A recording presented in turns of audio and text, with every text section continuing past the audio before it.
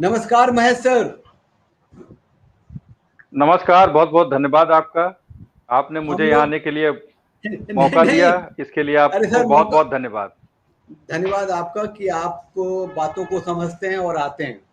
और वो लोग जो इसे बाद में भी देखेंगे, अभी भी देखेंगे, अगर वो सब्सक्राइब कर लेंगे तो उनको नोटिफिकेशन मिल जाएगा।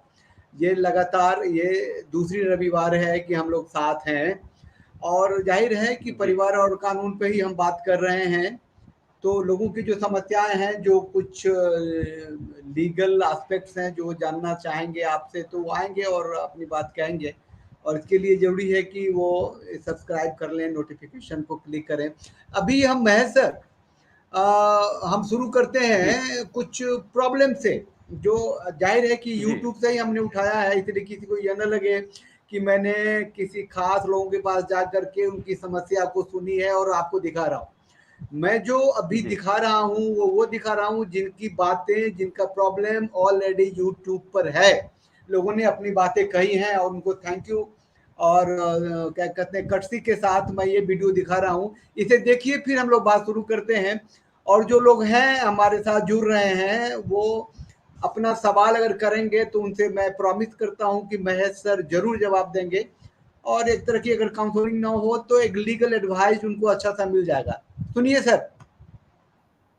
को जी मेरे जो उसके पेरेंट्स हैं, मेरे सास ससुर, वो सब लोग उसे सिखाते रहते हैं, जिसके कारण वो घर में माँ बाप के ऊपर, मेरे जो बूढ़े माँ बाप हैं, सीनियर सिटीज़न हैं, उनके ऊपर उसने हाथ उठाया, मारपीट की, बदतमीजी की। और हमारे ऊपर उसने, अभी मेरा केस मीडिएशन के अंदर है, उसने हमारे ऊपर दहेज का मुकदमा, झूठा दहेज का मुकदमा, और मेरे जो भाई है उसके ऊपर झूठा रेप का केस, ये सब लगाए हुए हैं। यहाँ तक भी मेरी बहन, ताऊ, जो कि फैमिली, उनका कोई रिलेशन ही नहीं है कहीं से कहीं तक भी हमसे, ताऊ, सबका नाम उनका, बदमाशी में उनका नाम डाल दिया गया है। और कह रही है कि मैं बर्बाद कर दूंगी। जो मेरा ससुर है वो बदमाश टाइप का है, और वो हमेशा हमें यही धमकियाँ देता रहता है कि मैं इस परिवार को बर्बाद कर दूंगा। उसके बाद उस लड़की का अफेयर हुआ। अफेयर होने के बाद हम लोगों ने, हमारे घर वाले रंगे हाथ पकड़ लिया। कैसे पकड़ा सर? उन्होंने कहाँ पकड़ा आपने उसे? मेरे घर पे ही पकड़ा गया था। वो लड़का आपके घर पे आया हुआ था, आप लोगों ने उस लड़के के साथ अपनी वाइफ को घर पे पकड़ा था आपने? पकड़ा था। हमारे घर से सारे काम काज वाले हैं, सब अपने अपने धंधे पे चले गए थे। वह लंच के टाइम में उस लड़के को देखा गया था, गली वाले ने भी देखा, जब तक कि वो बता रही थी मेरा भाई है, भाई है। और जबकि 125 वाले में मैं पिछले 6 साल से जा रहा हूँ, और उसने डीवी वाला मेरे ऊपर 3 साल पहले डाला, वो मुझे पता ही नहीं चला। और जबकि 125 वाले में मैं पिछले 6 साल से जा रहा हूँ, जिसमें 2000 रुपये मेरा इंट्रीम मेंटेनेंस बंधा हुआ है। सेम एड्रेस जिस पे इसने 125 वाला और 498 वाला डाला, सेम एड्रेस पे जो मेरे को नोटिस मिला, मैंने एक्सेप्ट कर लिया। बट डीवी वाले केस में क्या किया, डीवी वाले केस में मेरे जैसे घर का एड्रेस है 811, तो उसने 811 पे नोटिस भेजा। जब 811 पे कोई मनोज मिलेगा तभी तो कोई रिसीव करेगा। 811 पे उसने नोटिस भेजती रही और वो मुझे मिला नहीं, तो मैं एक्सपार्टी हो गया। मेरा 5000 रुपये डिसाइड कर दिया कोर्ट ने। हालांकि मैंने अभी अपील लगा रखी है, बट फिर भी देखो ना, मैं प्रताड़ित हूँ। अब मेरे को 5000 रुपये मान दिया, वो मुझे देना पड़ेगा। मीडिएशन सेंटर ने बेसिकली मुझे ये बोला, मैं और मेरे पापा को, कि अगर आप अपना फैसला नहीं करते हो या ज़्यादा पैसे देकर भी अगर आप नहीं निपटाते हो इस केस को, तो आपके अगेंस्ट केस चलेगा। और आपका भाई, बेसिकली फोकस मेरे भाई पे है क्योंकि वो गवर्नमेंट टीचर है। तो बेसिकली उन्होंने जो फोकस किया है वो उसी चीज़ पे किया है कि मेरा भाई सस्पेंड हो जाए। वो आईएएस की प्रिपरेशन कर रहा है इस समय पे, और काफ़ी इंटेलिजेंट भी है और गवर्नमेंट जॉब भी है। वो बेसिकली उसको बर्बाद करना चाहते हैं कि वो आगे ना बढ़ सके। और मेरे को उन्होंने मारने की कई बार धमकियां भी दे दी है। सर जी जी जी अनूप जी। ये क्या कहते हैं कि क्या हो रहा है, ये आपने सुनी ना, ये हर घर की कहानी हो गई है क्या? देखिए, ये जिस तरह से अभी आपने वीडियो देखा, इस तरह के बहुत सारे लोग और भी हैं जिनको हम ये कहें कि ये उनकी एक अकेले की प्रॉब्लम नहीं है, ये पूरे समाज में कैंसर की तरह फैलता हुआ एक जहर है। जो एक सीधे साधे परिवार को, पढ़े लिखे परिवार को, उनके ऊपर इस तरह के केसेस लग जाते हैं, वो परेशान होते हैं और कोर्ट के चक्कर लगाते रहते हैं। कहीं न कहीं ये जो लोग इकट्ठा हुए हैं, जो आपने वीडियो दिखाया है, मैं इस तरह के ऑर्गेनाइजेशन को काफ़ी दिनों से देख रहा हूं कि वो लोग बहुत एक्टिवली काम कर रहे हैं इस दिशा में कि जो लॉ मिसयूज हो रहा है, जो इनोसेंट पीपुल हैं जिनके ऊपर ये मुकदमा गलत तरीके से लगा दिया जाता है, मोटिव कोई और होता है और अपना अल्टीरियर मोटिव सॉल्व करने के लिए 498 ये है डोमेस्टिक वायलेंस, इस तरह के जो केसेस लगाए जाते हैं झूठे, डेफिनेटली ये एक बहुत बड़ा इशू है। इसको किस तरह से हैंडल किया जाएगा, किस तरह से सॉल्व किया जाएगा, ये जुडिशरी को देखना चाहिए। परंतु यहाँ पर एक बात कहना चाहता हूँ कि देखो, जो रियल विक्टिम है, जिनके ऊपर प्रताड़ना हो रही है, किसी तरह की क्रूरटी हो रही है, ये लॉज उनके लिए बने हैं कि वो आए और उनको एक कोर्ट में रिलीफ मिले।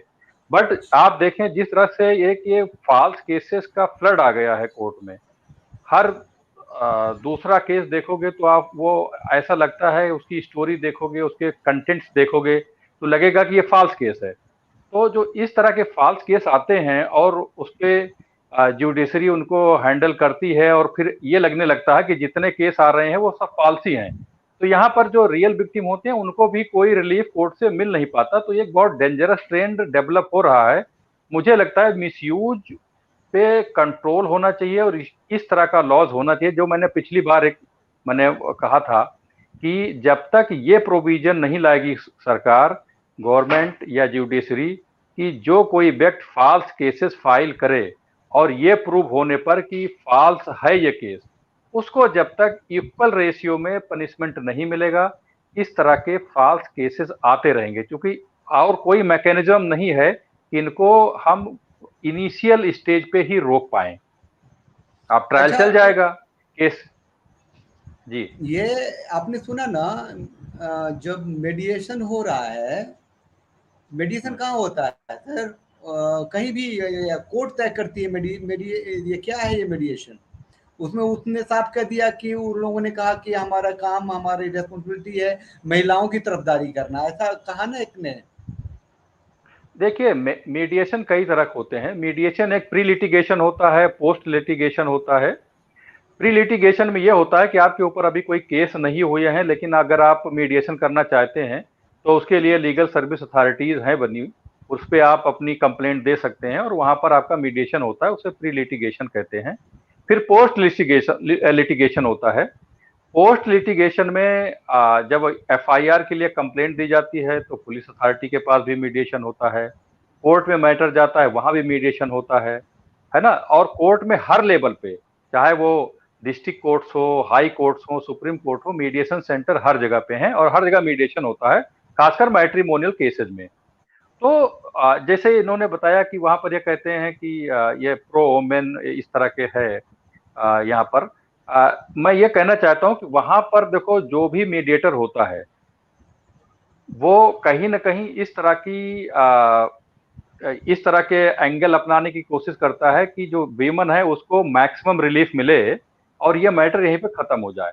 लेकिन उसको ये नहीं पता होता कि आप मैक्सिमम रिलीफ देने के लिए जो आप यहाँ पर इनिशिएशन ले रहे हो, वहां पर एक दूसरा पक्ष भी है जो कि बिल्कुल बेगुनाह है और उसको अननेसेसरी बर्डन आप दे करके मीडिएशन में एक मोटी रकम दिलवा रहे हो। ये नहीं होना चाहिए। मीडिएशन में भी इस तरह होना चाहिए कि दोनों का एक इक्वल रेशियो में, किसी को ज्यादा बर्डन भी ना हो और किसी का ज्यादा नुकसान ना हो। दोनों की अपॉर्चुनिटी इस तरह से हैंडल करना चाहिए कि दोनों को समान रूप से रिलीफ मिले। ये मीडिएशन का काम होता है। जब मीडिएशन बायस हो जाता है तो वो फिर यूजलेस हो जाता है। नहीं, मैं क्या कह रहा हूं, अगर मीडिएशन फेल हो गया तो क्या जो मेल काउंटर पार्ट है, जो हस्बैंड एंड फैमिली है, उसको जेल भी हो सकती है? नहीं, बिल्कुल नहीं। मीडिएशन एक म्यूचुअल सेटलमेंट के लिए प्रोसेस होता है कि म्यूचुअल सेटलमेंट हो जाता है तो ठीक है, नहीं मैटर फिर मेरिट पे चलता है, मेरिट पे चलता है, लेकिन अब जेल नहीं होती। अब जब से ये कानून में अमेंडमेंट हो गया, सुप्रीम कोर्ट और हाई कोर्ट से बहुत सारे जजमेंट्स आ गए, तो जेल नहीं होती हस्बैंड को। ऐसा नहीं कि 498 ये का एफआईआर हो गया वो जेल चला जाएगा, ऐसा नहीं है। अभी इसमें प्रीलिमिनरी इंक्वायरी होती है, मीडिएशन होता है, उसके बाद एफआईआर होती है। एफआईआर होने के बाद भी 41A का नोटिस सर्व होता है। तो इसमें कोई अरेस्ट की अब डर नहीं है। अरेस्ट जो हो पहले जो था वो होता था, लेकिन अभी करंट में इसमें अरेस्ट का कोई डर नहीं है। हाँ, लेकिन यह है कि जब कोर्ट में मैटर जाता है, अगर मान लो ट्रायल चला और ट्रायल में कोई कन्विक्ट होता है, उस स्थिति में सजा होती है, लेकिन वो बहुत बाद की चीज है, इतनी जल्दी वो नहीं आता। तो उससे पहले लोग जी। मेडिएशन को कुछ लड़कों ने कहा कि तो एक्सटॉर्शन है, मेडिएशन नहीं है, हमें फोर्स किया जाता है कि तुम्हें देना पड़ेगा, नहीं तो तुम्हारे पर मुकदमा चलेगा, तुम जेल जाओगे। नहीं, वहां पर फिर इनको ये करना चाहिए, जैसे कोई मीडिएटर ये कहता है कि तुम्हें पैसा देना पड़ेगा, तुम जेल जाओगे, तुम्हें इस तरह के कोई किसी भी तरह का प्रेशर वहां डेवलप किया जाता है, तो इसकी शिकायत करनी चाहिए। क्योंकि मीडिएटर का जो रोल होता है वो ये होता है कि दोनों को आपसी सहमति से समझौता करवाना, किसी तरह का प्रेशर वहां ना दें, किसी को डरवाए ना, किसी को जो एक्चुअल पोजीशन है वो बता करके दोनों का फैक्ट्स लेकर के एक फैक्ट फाइंडिंग इंक्वायरी हो जाती है, और वहां पर यह देखा जाता है कि इनका क्या आपस में म्यूचुअल कंसेंट पे समझौता हो सकता है कि नहीं। अगर नहीं होता है तो कोर्ट में दोबारा से मैटर चला जाएगा, परंतु किसी तरह का प्रेशर डेवलप नहीं करना चाहिए हस्बैंड के ऊपर या उसकी पार्टी के ऊपर। ये जो मीडिएशन का जो प्रोसेस है और जो उसका थीम है उसके अगेंस्ट में है, इसकी कंप्लेंट करनी चाहिए। ये मेडिएशन कौन सा लेवल है? हस्बैंड वाइफ के डिस्प्यूट में जो मेडिएशन तक पहुंचती है बात, वो कब पहुंचती है? केस होने के बाद, एफआईआर होने के बाद? ये कैसे स्टेज कौन सा है? मैंने अनूप जी जैसे पहले बताया कि जैसे प्री मीडिएशन होता है, प्री लिटिगेशन मीडिएशन उसे कहते हैं। वो जैसे आपको लगा कि हमारे डोमेस्टिक डिस्प्यूट्स कुछ इस तरह से हैं, हमें किसी थर्ड ऑर्गेनाइजेशन की मदद लेनी चाहिए, तो उसके लिए आप एक सिंपल एप्लीकेशन देते हैं लीगल सर्विसेज अथॉरिटी में, वहां पे आपका मीडिएशन हो जाता है और कंप्रोमाइज करवाने की कोशिश की जाती है। सिमिलरली अगर मान लो आप किसी की वाइफ ने एक कंप्लेंट पुलिस में कर दी कि हमारे को इन्होंने दहेज के लिए या किसी तरह के प्रताड़ना की है और हमें जो है एफआईआर करवानी है, तो वहां डायरेक्ट एफआईआर नहीं होती, वहां पर भी पुलिस की जो एजेंसीज होती है वहां मीडिएशन सेंटर खुले हुए हैं, ट्रेंड मीडिएटर होते हैं, वो भी मीडिएशन करवाने की कोशिश करते हैं। उसके बाद फिर स्टेज आती है एफआईआर रजिस्टर हो गई। एफआईआर के बाद जब मैटर कोर्ट में जाता है तो वहां पर भी मीडिएशन करवाने की कोशिश की जाती है कोर्ट में। तो यहाँ पर दो चीजें अलग अलग हो जाती हैं, एक प्री लिटिगेशन मीडिएशन, एक पोस्ट लिटिगेशन मीडिएशन। और दूसरे केसेस ऐसे होते हैं जैसे सिमिलरली सिचुएटेड केसेस होते हैं, समझ लो 498 नहीं है, किसी के अगेंस्ट में डोमेस्टिक वायलेंस का केस लग गया है, किसी के अगेंस्ट में डाइवोर्स का केस है, किसी के अगेंस्ट में मेंटेनेंस का केस है, उसमें भी कोर्ट मीडिएशन करवाती है। और सारे कोर्ट में मीडिएशन सेंटर खुले हुए हैं, वेल इक्विप्ड हैं, वहां पर मीडिएटर एक अपॉइंट होता है और दोनों पार्टियों को बुला करके समझौता करवाने की कोशिश करता है, कोई प्रेशर डेवलप नहीं होता। तो ये मीडिएशन मुझे लगता है एक अच्छा इनिशिएटिव है, बट इसमें कोई प्रेशर नहीं देना चाहिए, और ना प्रेशर देने के लिए उसमें कोई इस तरह का डायरेक्शन है। मुझे लगता है इस तरह का कोई डायरेक्शन अगर ये इस तरह का कोई होता तो मीडिएशन में फिर कोई लोग जाते ही नहीं, फिर तो कोर्ट ही थी। तो ये गलत बात है। हमको लगता है कि एक मजबूरी भी तो है कि मेडिएशन कोर्ट ही भेजती है मेडिएशन के लिए, भैया पहले मेडिएट कर लो, एक दूसरे को सुन लो, समझ लो, कंप्रोमाइज कर लो। ये कंप्रोमाइज कर लो जैसा जो शब्द है वो तो हस्बैंड एंड फैमिली के लिए है ना। बिल्कुल, देखिए कंप्रोमाइज जो कोर्ट भेजती है उनका इंटेंशन ये होता है कि चूंकि देखो मैट्रिमोनियल केस में मैक्सिमम केसेस आपको जो डिसाइड होते हैं वो समझौते के बेसिस पे ही होते हैं, क्योंकि मेरिट पे लड़ने के लिए आपको बहुत सारा वक्त चाहिए जो इन केसेज में फिजिबल नहीं होता। सपोज आपका केस 10 साल तो ट्रायल कोर्ट में चला, फिर उसकी अपील होती है हाई कोर्ट, सुप्रीम कोर्ट तक जाते जाते आपने देखा होगा कुछ जजमेंट ऐसे आते हैं सुप्रीम कोर्ट में कि पार्टीज 20 साल से लड़ रही होती हैं। अभी पिछले हफ्ते एक डाइवोर्स का केस में पढ़ रहा था, सुप्रीम कोर्ट ने बहुत अच्छा जजमेंट दिया है जिसमें 20 साल से पार्टीज लड़ रही थी, 20 ईयर्स हो गए थे उनको लिटिगेशन में, और डाइवोर्स का केस चल रहा था, कभी उनको डाइवोर्स हो जाता था तो उसकी अपील हो जाती थी, इस तरह से 20 साल हो गए। सुप्रीम कोर्ट ने दोनों को समझाने के लिए कोशिश किया, दोनों को मीडिएशन, सुप्रीम कोर्ट में भी मीडिएशन सेंटर है, वहां पे भेजा, वहां भी नहीं हो पाया। सुप्रीम कोर्ट ने अंडर आर्टिकल 142 में, जो कि ग्राउंड नहीं था इर्रिट्रेबल ब्रेकडाउन का, फिर भी सुप्रीम कोर्ट ने 142 आर्टिकल के तहत डाइवोर्स ग्रांट कर दिया, क्योंकि उन्होंने देखा कि 20 साल तो हो गए, अब कितने दिन लड़ोगे। तो इस तरह की जो सिचुएशन होती है उसको कल्मिनेट करने के लिए हर कोर्ट, जो डिस्ट्रिक्ट कोर्ट लेवल पे भी ये जजेज की अप्रोच होती है कि इनको मीडिएशन में पहले रिफर किया जाए, केस चलने के पहले ही, और वहां पर इनका अगर समझौता हो जाता है तो इनके वेलफेयर में रहेगा और इनको लिटिगेशन में नहीं आना चाहिए। पर्पज ये है इसका। अच्छा, अभी एक बंधु ने कहा था कि अब तो कोर्ट ने बेसिकली एडल्टरी को तो अपराध माना नहीं, लेकिन ये डाइवोर्स का, सेपरेशन का तो एक अच्छा कॉज है।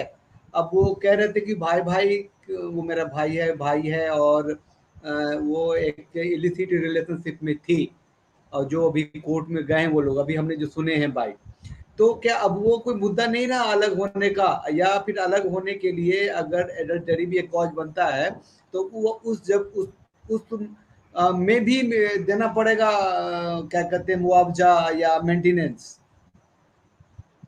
देखिए, यहाँ पर दो चीजें हैं अनूप जी। एक क्रिमिनल एक्शन होता है, एक सिविल एक्शन। जो जिस तरह की वो बातें कर रहे थे कि एडल्ट्री को अभी गैर अपराध माना गया है, बिल्कुल सही है। एक केस था जो रिट पिटीशन फाइल हुई थी सुप्रीम कोर्ट में, जोसेफ श्राइन करके केस था। उस केस में सुप्रीम कोर्ट ने 497 जो एडल्ट्री का सेक्शन है उसे अनकॉन्स्टिट्यूशनल डिक्लेयर कर दिया। तो अब किसी के ऊपर देखिए, जो 497 का एडल्ट्री का जो केस, क्रिमिनल केस चलता था, वो नहीं चल सकता, वो खत्म हो गया। बट कोर्ट ने ये कहा कि इस तरह के जो एलिगेशंस हैं, इस तरह के जो एक्ट हैं, उनके बेसिस पे आप डाइवोर्स का केस फाइल कर सकते हैं, डाइवोर्स ले सकते हैं। तो आप एडल्ट्री के बेसिस पे डाइवोर्स ले सकते हैं, क्योंकि वो ग्राउंड है, उसमें अवेलेबल है, लेकिन क्रिमिनल केस नहीं चल सकता। तो लेकिन अगर मान लो कोई एडल्ट्री करता हुआ पकड़ा गया, अब आपका सवाल मैं समझ गया कि क्या उसमें भी कंपनसेशन देना पड़ेगा। तो बिल्कुल ये है कि ये चूंकि अब एडल्ट्री है, तो उसमें जो कंपनसेशन आपको एज पर ला देना होता है, वो तो जब केस चलेगा, डिसाइड होगा। अगर आप प्रोटी के बेसिस पे जीतते हैं, उसमें कई सारे फैक्टर आते हैं, जब आपको एलिमनी देनी पड़ती है, उसका वर्ड होता है एलिमनी। लेकिन अगर आप केस चलने के पहले डिसाइड करते हैं कि केस नहीं चला, चलो ठीक है, हम समझौते के बेसिस पे इसे डिसाइड करवा लेते हैं और म्यूचुअल कंसेंट पे फिर हम डाइवोर्स ले लेंगे, तो उसमें डेफिनेटली कुछ ना कुछ अमाउंट एलिमनी के लिए आपको दूसरे पक्ष को देना पड़ता है। और वहां पर फिर ये इनका जो दर्द है, मुझे लगता है वही है कि क्या 497 लगने के बाद हम क्यों दें पैसे। तो इसका उत्तर यही है कि इस ना देने के लिए एक ही रास्ता है, इसको आप मेरिट पे डिसाइड करवाइए, आपको कोई भी पैसा नहीं देना पड़ेगा। वैसे एडल्टरी को साबित करना बहुत ही असंभव सी बात है, नेक्स्ट टू इम्पॉसिबल। मतलब साबित नहीं किया जा सकता कि ऐसी चीज है। उस रिश्ते को आप अब आज की तारीख में ऑडियो भी नहीं मानता है, कोर्ट तो कहती है, कोर्ट ये तस्वीरें भी, वीडियो भी फैब्रिकेटेड होते हैं। लेकिन मैं ये कहता हूँ कि लोग जान रहे होते हैं, हस्बैंड जान रहा होता है या पत्नी जान रही होती है कि ये उनकी शादी ही गलत है, एक रॉन्ग मैरिज है ये, क्योंकि उनका इंटेंशन, उनका जो अफेक्शन है वो कहीं और है, और उधर वो अभी भी हैं, एग्जिस्ट करती हैं उस एक्स बॉयफ्रेंड के साथ या अपने उस आदमी के साथ जिनसे उनका रिश्ता है, जो बाद में एडल्टरी हो जाती है शादी के बाद। तो वहाँ तो मतलब उसके लिए सिर्फ ग्राउंड है एंड नथिंग मोर। दिस वो कहेंगे कि नहीं था ऐसा, तो फिर तो वो तो जनरल केस हो गया। देखिए, ग्राउंड जब होता है उसको प्रूव करने के लिए बहुत सारे सिस्टम है। पहले जैसा आपने बताया कि प्रूव करना इम्पॉसिबल होता है, वो पहले था, लेकिन आज के युग में देखो बहुत सारे टेक्निक्स हैं। आपके व्हाट्सएप चैट्स होती हैं, ईमेल्स होते हैं, फोटोग्राफ्स होते हैं, वीडियोस होते हैं। अगर इनमें से कोई भी आपके पास एक कंक्रीट एविडेंस हाथ लग गया तो वो कोर्ट में अब एडमिसिबल है, पहले नहीं था। अब इलेक्ट्रॉनिक एविडेंसेस जो हैं वो एडमिसिबल हैं, उसकी कुछ प्रक्रिया होती है, उनको फुलफिल किया जाता है, उसके बाद पूरी तरह से एडमिसिबल होते हैं। तो एडल्ट्री प्रूव करना कोई बहुत बड़ा काम नहीं है, हो जाता है। बट जैसा कि आपने कहा कि भाई ये क्या ग्राउंड ही है, डेफिनेटली अब ये एक ग्राउंड ही रह गया है, क्योंकि इस पे कोई आपको पीनल पनिशमेंट नहीं हो सकता किसी को। तो ये ग्राउंड ही रह गया है, वो भी सिविल काज के लिए, ना कि क्रिमिनल काज के लिए। वो भी तब जब अगर इस ये आपने प्रूव भी कर दिया कि ये रॉन्ग मैरिज था, उनका अफेक्शन, उनका लव किसी और के साथ था और इसीलिए हमारी शादी चली नहीं, फिर भी एलिमनी देना पड़ेगा क्योंकि she was married to the person. देखिए, वो फिर डिसाइड होता है कि आपकी कितने दिन की मैरिज है और आपका कितनी रिस्पॉन्सिबिलिटी है, दोनों पार्टीज के स्टेटस देखे जाते हैं, फाइनेंशियल स्टेटस, दोनों की लायबिलिटीज देखी जाती हैं, कोई चाइल्ड है कि नहीं है, इस तरह से। तो अगर बहुत सारे फैक्टर को कैलकुलेट करने के बाद अगर ये लगता है कि इनको एलिमनी मिलनी चाहिए तो डेफिनेटली मिलेगी। वहां पर ये लगता है कि नहीं एलिमनी नहीं मिलनी चाहिए क्योंकि आपने एडल्ट्री भी प्रूव कर दी और कोई ऐसा कोई अदर ग्राउंड्स नहीं है जिसके लिए उनको एलिमनी दी जाए, तो एलिमनी नहीं मिलती। ऐसा मैंडेटरी नहीं है कोई लॉ में कि इनको एलिमनी मिलनी ही पड़ेगी, ऐसा कुछ नहीं है। जब मेरिट पे डिसाइड होता है तो सारी मेरिट देखी जाती हैं, क्योंकि अभी आपने देखा होगा कि मेंटेनेंस भी रिजेक्ट होता है। आपको मैंने एक शेयर किया था जजमेंट, जो हमारा ही जजमेंट था, जिसमें लड़की ने मेंटेनेंस लेने के लिए फाइल किया था, उसको 1 लाख रुपए की कॉस्ट लगी थी कि आपने मेंटेनेंस के लिए फाइल क्यों किया हस्बैंड के अगेंस्ट में। तो ऐसा नहीं रह गया है कि मेंटेनेंस या एलिमनी देना मस्ट है, क्योंकि वो फिर डिपेंड करता है कि आपका मेरिट कहाँ पे जाता है, केस की मेरिट क्या कहती है, और सारे सर्कमस्टांसेस जो मैरिज के हैं वो क्या प्रूव करते हैं, उसके ऊपर डिपेंड करता है। और सबसे बड़ी बात क्या है महेश सर, कि अगर ये केस के प्रोसेस में जाते हैं, हम एडल्टरी लगाते हैं कि उनके रिलेशनशिप शादी से इतर हैं, तो ये तो अगला केस जो हमारे ऊपर लगता है, हस्बैंड्स के ऊपर लगता है, तो डोमेस्टिक वायलेंस का है। ये तो मेंटल क्रूएलिटी, टॉर्चर पे आराम से केस लग जाता है, और 99% केसेज में ऐसा होता है। ये लगाना भी तो बहुत ही खतरा है। देखिए, जो आफ्टर थॉट केसेस होते हैं, जैसे आपने क्रूरल्टी के बेसिस पे या एडल्ट्री के बेसिस पे आपने डाइवोर्स केस फाइल कर दिया, ठीक है, मैं आपका सवाल बिल्कुल समझ गया कि उसके जो काउंटर ब्लास्ट में केसेस होते हैं उसका उपचार क्या है। तो उधर से डेफिनेटली आपके ऊपर केसेस आते हैं, जैसे 498 आता है, डोमेस्टिक वायलेंस आता है, मेंटेनेंस भी आता है, ये सारे पैकेज वाले केसेस आ जाते हैं दौड़ करके। लेकिन अगर आपका ग्राउंड सॉलिड है, अगर आपके पास एविडेंसेस हैं, अगर किसी तरह का आपके पास इस तरह का प्रूव करने के लिए कोई मैकेनिज्म आपने डेवलप कर रखा है, उसे कोर्ट में दिखाते हैं, तो वो केसेस तो फाइल कर सकते हैं, लेकिन फिर उनको मिलता कुछ नहीं है, वो भी चक्कर काटते रहते हैं कोर्ट में और मिलता कुछ नहीं है। फिर अल्टीमेटली जाकर के जब दोनों पार्टी हरास हो जाती हैं तो एक समझौता कर लेते हैं म्यूचुअल पे। अच्छा, इसमें अभी तक कोई सॉल्यूशन नहीं निकला है कि हम मतलब जो लड़ाई है, जो डिस्प्यूट है हस्बैंड के साथ है, तो उनके इन फैमिली के जो और भी मेंबर्स हैं जो थे नहीं थे, जैसा लोग बता रहे थे, उनके नाम लिख दिए जाते हैं। ब्रदर है जो गवर्नमेंट जॉब में है, तो बदला लेने के लिए उसका नाम दे दिया, उस पर कुछ है नहीं का मतलब। कोर्ट डोंट सी कि इसने 10 के नाम लिखे हैं, तो एक यंग एडल्ट आदमी शादी करता है ना, वो अपना जिम्मेदार खुद है, गलती उसने की है, सजा उसको मिलनी चाहिए। तो उसके पेरेंट्स को, उसके रिलेशंस को, ब्रदर को, सिस्टर को क्यों?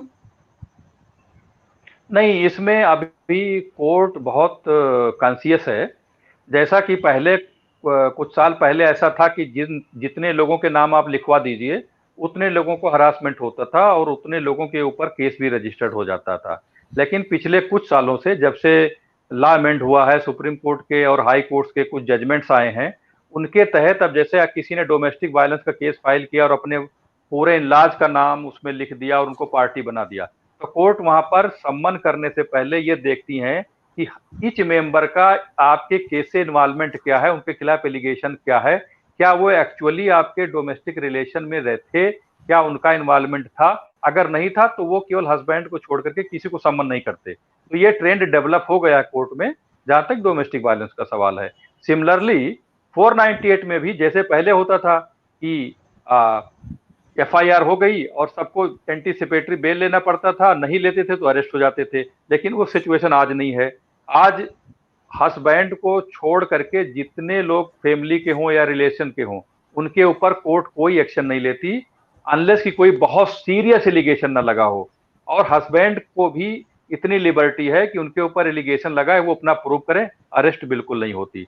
तो देखिए कोर्ट में डेफिनेटली अब ये रिलैक्सेशन मिला है लोगों को, तो अब पहले वाली स्थिति नहीं है जो भयानक स्थिति होती रहती थी आज के 7-8 साल पहले, तो वो स्थिति नहीं है। अब किसी को फॉल्स इम्प्लीकेट करना, किसी को जानबूझ करके इनलाज में या फैमिली मेंबर को पार्टी बना देना, ऐसा नहीं कि उनको कोई इक्वल पनिशमेंट या इक्वल सफरिंग होती है, वो बिल्कुल अब रेक्टिफाई हो जाता है इनिशियल स्टेज पर ही।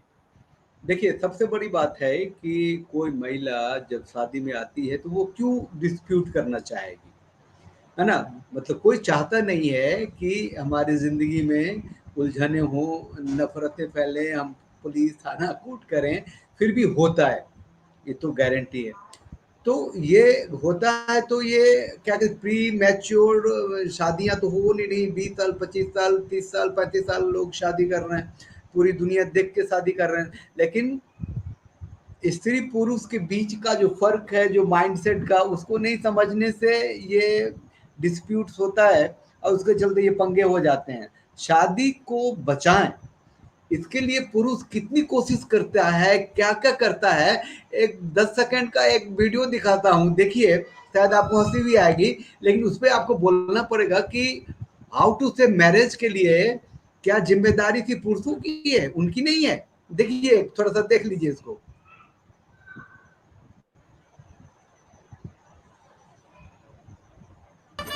மறுபடியும் எதையோ போட்டான் என்ன தெரியல போட்ட ஒண்ணும் இல்லையே